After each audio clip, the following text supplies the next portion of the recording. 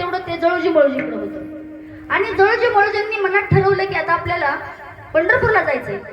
त्या मालकाने विचारलं, मालक आम्हाला पंढरपूरला जायचंय, जाऊ का? मालकाने सांगितलं अजिबात जायचं नाही, माझं काम पूर्ण झाल्याशिवाय.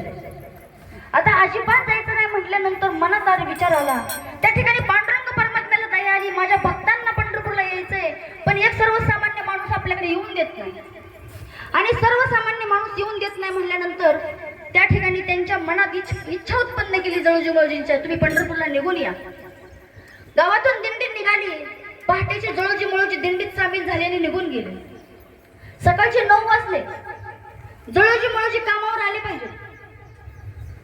त्या ठिकाणी असणारा तो बलाढ्य असणारा मालक जळोजी मळोजीची वाट बघतोय.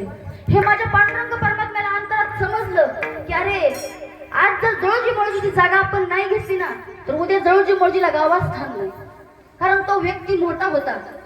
त्या ठिकाणी माझ्या पांडुरंग परमात्म्याने जळोजीचं आणि मळोजीचं रूप घेतलं आणि त्यांच्या गावी गेले. आणि गावी गेल्यानंतर त्या ठिकाणी ते वाड्याचं काम चालू केलं. जळोजी मळोजी दिंडीत, माझा पांडुरंग परमात्मा त्यांच्या गावी. आणि त्या ठिकाणी आल्यानंतर त्यांचं गावाकडे जायचं देहभान विसरून गेले. आता दिंडी संपली, सगळी लोक घरी गेली, पण जळोजी मळोजी तिथंच राहिले. आणि तिथंच राहिले. असं करत करत 4 महिने राहिले. आणि 4 महिने राहिल्यानंतर माझ्या रुक्माईला असं वाटू लागलं, अरे हे जळोजी मळोजी इथं राहिले पण आपलं मालक इथं नाही. कुणाला वाटायला लागलं?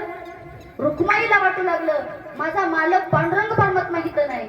मग रुक्माई जळोजी मळोजीच्या स्वप्नात गेल्या. आणि स्वप्नात गेल्यानंतर सांगितलं, तुमच्यावरती पांडुरंग परमात्मा खुश आहे, पण तुम्हाला तुमच्या घरची चिंता नाही, घरी जा तुम्ही आता. जळोजीच्याही स्वप्नात तशाच गेल्या आणि मळोजीच्याही स्वप्नात गेल्या. उठल्याबरोबर जळोजींनी आणि मळोजींनी एकमेकाला स्वप्न सांगितलं. अरे म्हटले दोघांचंही बरोबर आहे. त्या ठिकाणी दोघंही घराकडे निघाले. 4 महिने घरी नव्हते. गावात 4 महिने नव्हते, पण कुणालाही थांगपत्ता लागला नाही की जळोजी मळोजी गावात नाही.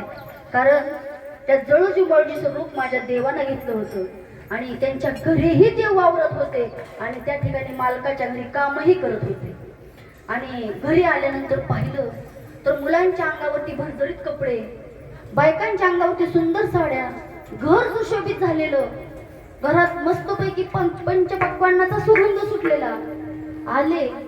आल्यानंतर बघा, आपल्याकडे पंढरपूरवरून एखादी व्यक्ती आली की आपण त्याच्या पाया पडतो, आळंदीवरून व्यक्ती आली की पाया पडतो. पण त्या ठिकाणी जळोजी मळोजींच्या कुणी पाया पडेना, कुणी प्रसाद आणलाय का म्हणून विचारेना. कारण जळोजी मळोजी गेलेच नव्हते ना. गावाच्या दृष्टीने जळोजी मळोजी गेलेच नव्हते, जळोजी मळोजी गावातच होते. मग कुणी विचार ना, त्यांना वाटायला लागलं, अरे कुणी काही विचारत नाही, काय नाही, घरात गेले. घरात गेल्यानंतर इकडं देव तोपर्यंत वाड्याचं काम करत होते. आणि देवाला असं वाटलं, अरे जळोजी मळोजी हिता आले, आता आपल्याला इथनं पलायन केलं पाहिजे.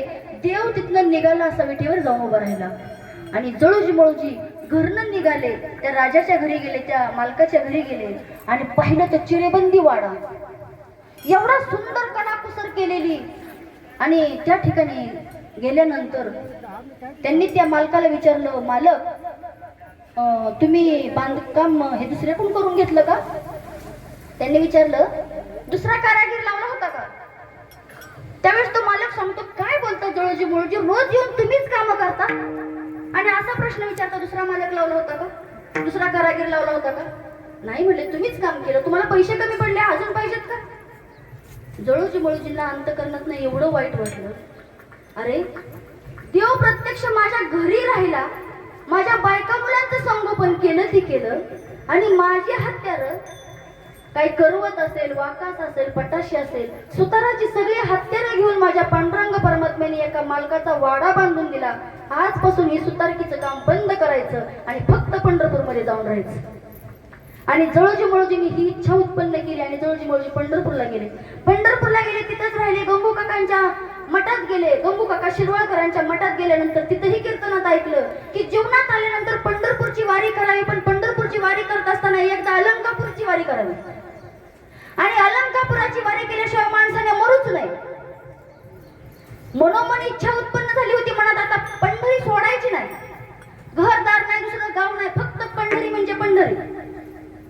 आता गंगू काकांनी कीर्तनात सांगितलं की जीवनात येऊन अलंकापुराची वारी केल्याशिवाय मरू नये. जळोजी मोठे आणि मळोजी धाकले. जळोजीने मळोजीला सांगितलं, मला वाटतं अलंकापूरची वारी केली पाहिजे. अरे दादा, असं कसं म्हणता? तुम्ही तर इच्छा केली, तुम्ही तर संकल्प केलाय, आता पंढरी सोडायची नाही.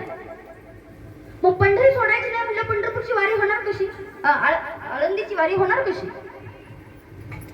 नाही म्हटले, मला आळंदीची वारी केल्याशिवाय आता पर्याय नाही. माझ्या त्या ठिकाणी कीर्तनात गुरूंचं ऐकलंय मी. मग गंगू काकांना सांगितलं, काका तुम्ही कीर्तन करा. तुमच्या कीर्तनात मी देह ठेवतो म्हणजे मरून जातो आणि सूक्ष्म रूपाने अलंकापूरची वारी करून येतो. आणि जर मी अलंकापूरची वारी करत असताना मला जर माऊलींनी दर्शन दिलं तर मी परत येऊन माझ्या ह्या देहामध्ये प्राणाने माऊलींचं दर्शन झालं तर. आणि तुमचं कीर्तन तुम्ही 2 तास चालू द्या. कीर्तन झाल्यानंतर जर माझ्या देहात चैतन्य आलं तर समजून चला की मला माऊलींचं दर्शन झालंय.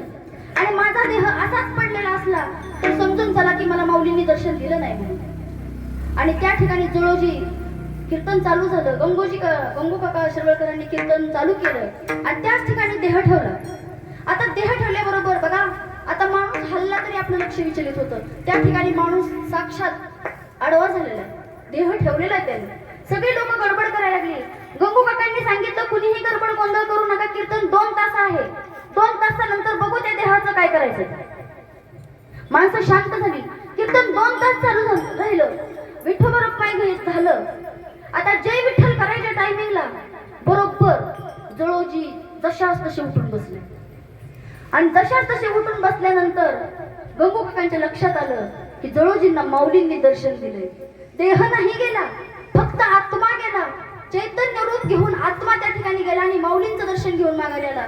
आणि त्या ठिकाणी आल्यानंतर जळोजी जिवंत झाले. हा सगळा साक्षात्कार समाजाला सांगितला आणि सांगितलं, जीवनात येऊन कृतकृत्य पावलो, आता पुढं काही करायचं नाही, आता आम्हाला याच ठिकाणी देह ठेवायचा आहे. आणि त्याच ठिकाणी परत चैतन्य आलेलं होतं आणि परत कीर्तन संपल्यानंतर पुन्हा देह ठेवला. आणि देह ठेवल्यानंतर जळोजीचा देह ठेवलाय. मळोजी सांगतात, माझे बोटे बंधू गेले, आता मला राहायचा अधिकार नाही, मलाही राहायचं नाही. मळोजीने त्याच ठिकाणी देह ठेवला. बघा, हे त्यांचं गाव सोडून आले होतं. ह्यांच्या देहाची विल्हेवाट लावायला तिथं कुणीही नव्हतं. आणि कुणी नसताना त्या ठिकाणी आता करायचं काय? चंद्रभागेच्या कडेला दोघांच्याही चिता रचल्या, सरपण रचले, त्याच्यावरती देह ठेवले. आता अग्नी द्यायचा कुणी? हिंदू धर्माने आपल्याला सांगितलेलं आहे, शास्त्रात सांगितलेलं आहे की अग्नी देण्याचं काम हे मोठ्या मुलाचं असतं, त्याच्या वंशजांचं असतं. मग आता ह्या ठिकाणी अग्नी द्यायचा कुणी? गंगू काकांनी चंद्रभागेला वंदन केलं आणि चंद्रभागेला सांगितलं, हे माते, हे 2 तुझे भक्त जर असतील, हे पांडुरंग परमात्म्याचे भक्त असतील, माऊलींचे जर शिष्य असतील, माऊलींचे भक्त असतील ना, तर ह्यांची विल्हेवाट तू लाव. सगळ्या समाजाला सांगितलं, तुम्ही वरती व्हा. सगळा समाज दत्त घाटावरून पांडुरंग परमात्म्याच्या मंदिराकडे. गंगू काका एकटे होते आणि गंगू काकाने डोळ्या मिटल्याबरोबर चंद्रभागेला पूर आला. गंगू काका मागं सरकत होते. ते दोन्ही चिता घेऊन चंद्रभागा स्वतःच्या पोटात घेऊन निघून गेले, कारण ते खरे पांडुरंगाचे भक्त होते. म्हणून जीवनात आल्यानंतर एकदा तरी पंढरपूरची वारी करा आणि एकदा तरी आळंदीची वारी करा, हे संत महात्म्यांनी सांगितले आणि संत महात्म्यांनी आपल्याला करूनही दाखवलेले. अशा